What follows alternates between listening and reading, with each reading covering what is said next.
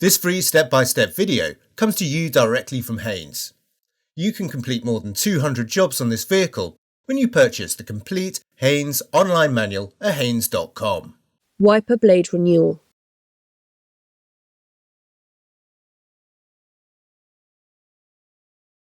Depress the clip and slide the blade away from the arm.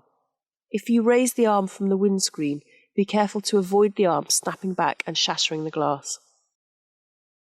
Slide the new blade onto the arm until the clip engages.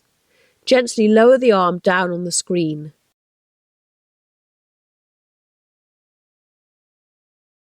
Pull the arm away from the rear screen and unclip the blade by pushing the central part away from the arm. Be careful to avoid the arm snapping back and shattering the glass after the blade has been removed. Fit the new blade by clipping it back onto the arm.